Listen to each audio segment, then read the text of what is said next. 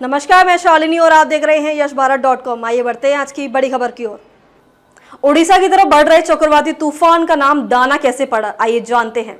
साल 2020 में IMD की रीजनल सेंटर ने चक्रवाती तूफान के 169 नामों की सूची जारी की थी। इस समूह में शामिल हर देश ने 13 नामों का सुझाव दिया है, जिन्हें बारी बारी से उस क्षेत्र में आने वाले तूफानों को दिया जाता है। बंगाल की खाड़ी से उठा चक्रवाती तूफान दाना तेजी से उड़ीसा और बंगाल के तट की तरफ बढ़ रहा है। इस तूफान के आज मध्य रात्रि या कल सुबह तट से टकराने की आशंका है। ये तूफान भारी तबाही मचा सकता है, जिसे लेकर राज्य सरकारें और केंद्र पूरी तरह अलर्ट हैं और 10 लाख लोगों को सुरक्षित स्थानों पर भेजा गया है। इस पूरे मामले के बीच एक सवाल सभी के मन में उठ रहा होगा कि उड़ीसा बंगाल की तरफ बढ़ रहे इस चक्रवाती तूफान का नाम दाना कैसे पड़ा और ये किसने दिया और क्यों। तो आइए जानते हैं इस सवाल का जवाब और साथ ही ये भी जानते हैं कि चक्रवाती तूफान का नाम देने की प्रक्रिया क्या है और इसके लिए क्या नियम है। कतर ने दिया दाना नाम। चक्रवाती तूफान दाना बीते 2 महीने में भारतीय तट से टकराने वाला दूसरा चक्रवाती तूफान है। इससे पहले अगस्त के अंत में चक्रवाती तूफान असना भी भारतीय तट से टकराया था। चक्रवाती तूफान को नाम देने की एक परंपरा है और विश्व मौसम संगठन यानी WMO ने चक्रवाती तूफान को नाम देने की एक पूरी प्रक्रिया निर्धारित की है।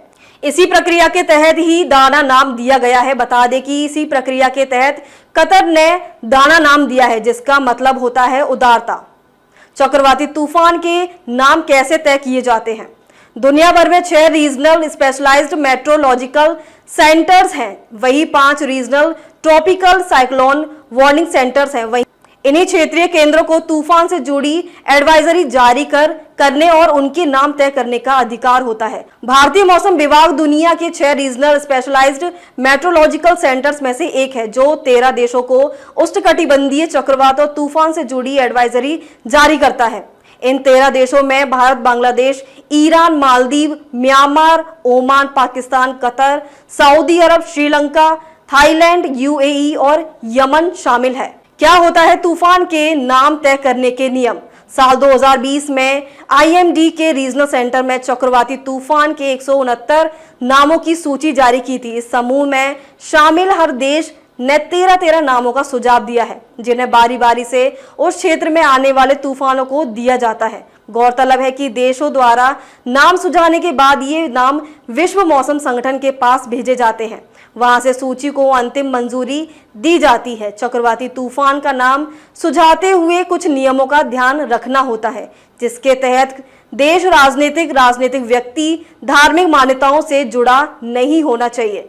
तूफान का नाम निष्पक्ष सांस्कृतिक लीग से जुड़ा नहीं होना चाहिए। तूफान का नाम ऐसा होना चाहिए जो किसी समुदाय या आबादी को आहत ना करे। तूफान का नाम अपमानजनक भी नहीं होना चाहिए और नाम आसानी से पढ़ा और बोला जा सकने वाला होना चाहिए। अब तक के लिए बस इतना ही। फिर होगी आपसे मुलाकात। तब तक के लिए नमस्कार और देखते रहिए यशभारत.com।